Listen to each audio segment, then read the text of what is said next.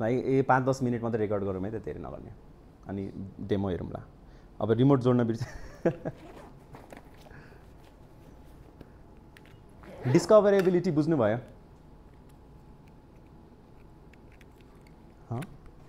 डिस्कभरेबिलिटी भनेको you name your videos correctly, डिस्क्रिप्सन्सहरू राम्ररी लेख्नुहुन्छ, ह्यासट्याग्सहरू युज गर्नुहुन्छ होइन, according to what your video is about, the target audience that you are trying to reach. So if you remember हामीहरूले customer पर्सोनाको कुरा गरेको थियो। कस्टमर पर्सोना भनेको हाम्रो ideal customer that may be purchasing from us. So उनीहरूको जब हामीलाई कस्टमर पर्सोना थाहा भइसकेपछि वी विल नो कि what they are searching for, what they are looking for, अनि त्यही अनुसार हामीले अप्टिमाइज गर्ने हो कि। So ideally you want to know your customers so that you can help them achieve what they are trying to do होइन। So if the customers usually pain point भन्छ हामीले, I think we talked about it. Pain point भनेको something that is really bothering the customer.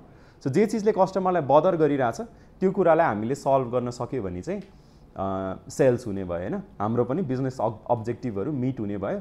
So this would depend on the kind of business that you're running. So usually for profit बिजनेसहरूको लागि चाहिँ that would be in terms of sales. If तपाईँहरू NGO आइएनजिओहरूको कुरा गरिरहनु भएको छ भने चाहिँ that would be in terms of impact होइन। जस्तो कि कोभिडको अवेरनेस प्रोग्राम हुनसक्छ जसमा चाहिँ ideally the goal would be to spread awareness about कोभिडको चाहिँ, जस्तो like there was this issue कि मान्छेहरूले चाहिँ भ्याक्सिन चाहिँ अनसेफ हुन्छ भन्ने खालको हल्लाहरू चलिरहेको थियो, जसले गर्दा मान्छेले भ्याक्सिन लगाइरहेको थिएन। भ्याक्सिन नलाएपछि स्प्रेड बढिरहेको थियो, स्प्रेड बढेपछि हस्पिटल्सहरूले ह्यान्डल गर्न सकिरहेको थिएन होइन।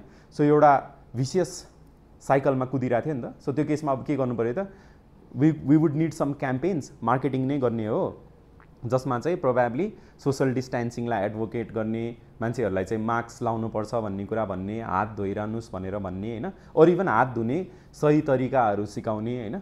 जस्तो एउटा पर्टिकुलर कलेजमा मैले कस्तो देखेको थिएँ भने उनीहरूले इन्स्ट्रक्सन्स कस्तो लेखेको भने बिफोर, जस्तो बाथरुममै पनि बिफोर वासिङ द ह्यान्ड्स पहिला चाहिँ ढोका खोल्ने रे and then only wash hands, अनि विदाउट युजिङ ह्यान्ड्स त्यसपछि चाहिँ ढोकाबाट निस्किने भने जस्तो त्यस्तो खालको इन्स्ट्रक्सन्सहरू दिइरहेको थियो। That is also part of marketing नि त होइन।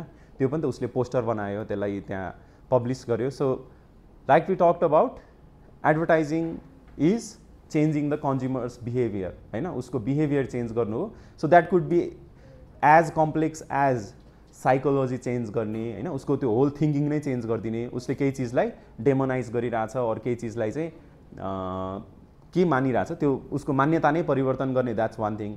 Another is like in terms of sales purchase डिसिजनहरूमा पनि हामीले सोच्न सक्यो कि एउटा चिज किनिरहेछ फर अ लङ टाइम, एउटा पर्टिकुलर ब्रान्डको कस्टमर छ, लोयल कस्टमर छ, now we want them to switch होइन।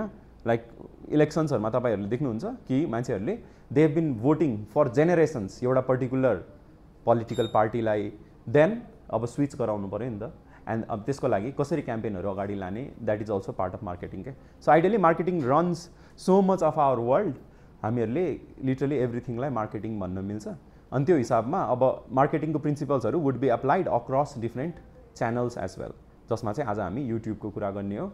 युट्युबमा पनि there are few things that we can consider as being important, जसले चाहिँ हाम्रो डिस्कभरेबिलिटीलाई हेल्प गरोस्। डिस्कभरेबिलिटी हेल्प हुने बित्तिकै अब के भयो त, मान्छेहरूले when they look at our videos, when they interact with our content होइन। सो इन्टरेक्ट भनेको जस्ट भिडियो हेर्ने मात्रै होइन कि भिडियोमा कमेन्ट गर्नु पऱ्यो, भिडियोमा इङ्गेज हुन पऱ्यो होइन।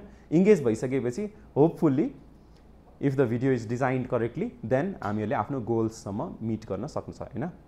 गोल्स मिट गर्ने भन्नाले whatever you trying to achieve, अघि भने जस्तै things such as trying to change consumer behaviour होइन, trying to change their thinking, trying to make them buy something. अब जे हो तपाईँको अब्जेक्टिभ त्यो अनुसार चाहिँ रिच गर्न सकिन्छ ओन्ली इफ डिस्कभरेबल भयो भने। अब भिडियो भेटाएन भने त अनि कसरी हेर्छ कसरी, त्यो डजन्ट मेक सेन्स होइन। त्यो होल डोमिनो इफेक्ट नै सुरु हुँदैन के। So for the domino effect to start, first thing is हामी डिस्कभरेबिलिटीमा काम गर्नु पऱ्यो। And then only you would probably think in terms of like video production भन्छ क्या। प्रडक्सन भन्नाले whatever this we are doing होइन, यो it's a part of production कि तपाईँले क्यामेरा लिएर आउनुभयो, लाइटिङ मिलाउनु पऱ्यो होइन, यो चिजहरू प्रडक्सनमा पर्छ।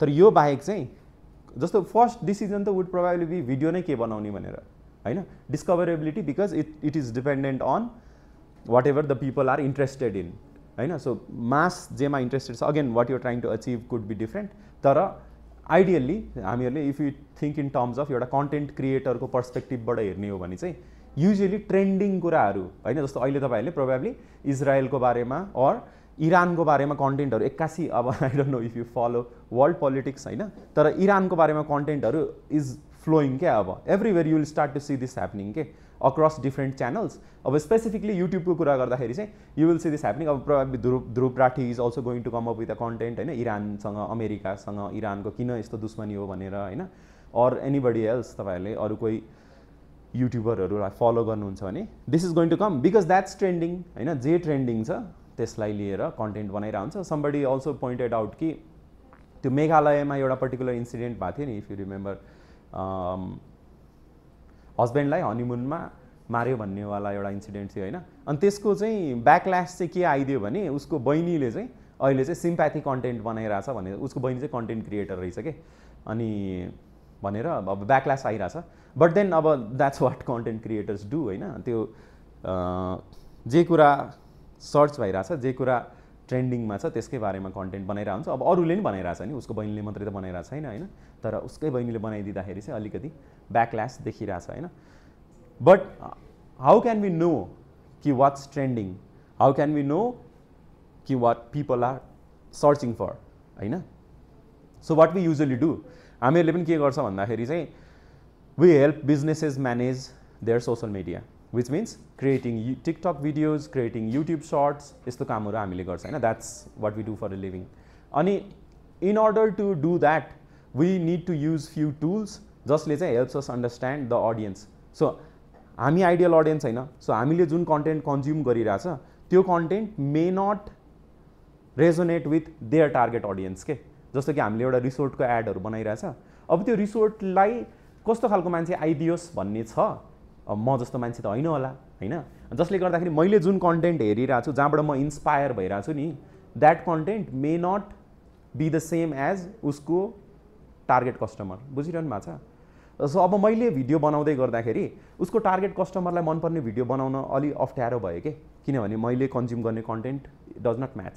सो युजली म के गर्छु भन्दाखेरि उसकै अकाउन्टबाट, so since we help manage their accounts, उसकै अकाउन्टबाट उसको कम्पिटिटरहरूलाई फलो गर्छु क्या मैले होइन। सो रिसोर्ट छ भने अरू रिसोर्टहरूलाई फलो गरिरहेको छु होइन, अनि अरू रिसोर्टहरूले के गरिरहेछ हेरिरहेको छु कि, so what works for them.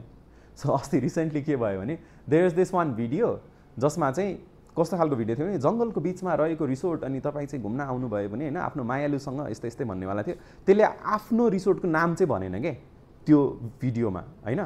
So which gave us the opportunity to use that audio के, बुझ्नुभयो। सिन्स टिकटकमा त you can use the audio नि त, सो अनलेस उसले अफ गराएको छ भने।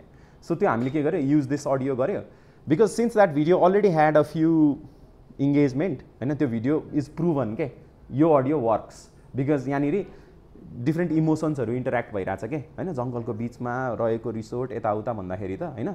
So chances are this video good work भन्ने हामीलाई लाग्यो। एन्ड देन हामीले के गर्यो भने ल ठिक छ होइन, यसलाई